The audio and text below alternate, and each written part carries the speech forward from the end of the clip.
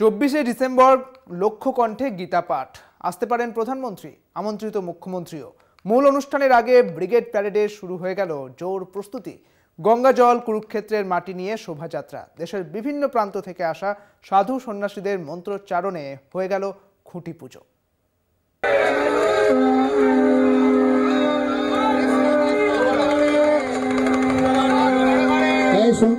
একাধিক হিন্দু সনাতনী সংগঠনের উদ্যোগে আগামী 24শে ডিসেম্বর ব্রিগেড প্যারেড গ্রাউন্ডে হবে গীতা পাঠ।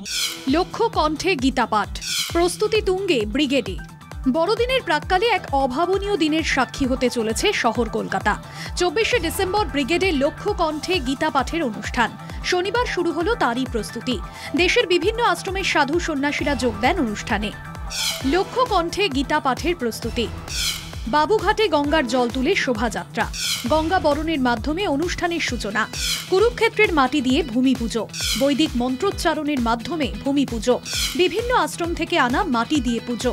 পুরীর জগন্নাথ মন্দিরের ধ্বজা উত্তোলন। খুঁটি পুজো করে মূল মঞ্চ বানানোর কাজ শুরু।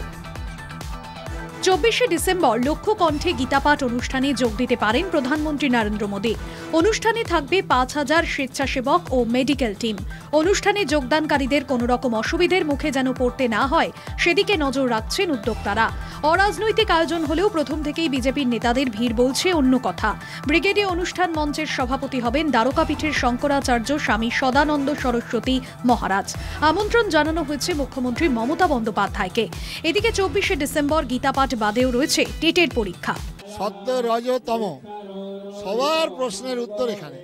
ব্রাহ্মণের কি কাজ, সাত্ত্বিকের কি কাজ, ক্ষত্রিয়ের কি কাজ, শূদ্রের কি কাজ, কি খাদ্য, মানে এত সাইন্টিফিকলি করা আছে, যেটা শ্রীমদ্ ভাগবত গীতাকে আমরা বহু চিন্তা ভাবনা করেই বেছে নিলাম। অবশ্যই উনি আসবেন, কথা দিয়েছেন। যদি কোনো দুর্ঘটনা না হয় তাহলে নিশ্চয়ই উনি আসবেন। যাতে নির্বিঘ্নে আগামী 24 তারিখ ব্রিগেড প্যারেড গ্রাউন্ডে লক্ষ্য কণ্ঠে গীতা পাঠের অনুষ্ঠান সুসম্পন্ন হতে পারে, সেই লক্ষ্যেই এই আয়োজন। আর এর মাধ্যমেই গীতার পাঠের প্রয়োজনীয়তার কথা প্রচার করতে চাইছেন বিভিন্ন ধর্মীয় সংগঠনের প্রতিনিধিরা। ক্যামেরায় সুবীর সরকার ও সুবীর দাসের সঙ্গে দেবাশিস সেনগুপ্ত ও সত্যসুন্দর ভট্টাচার্যের রিপোর্ট, কলকাতা টিভি।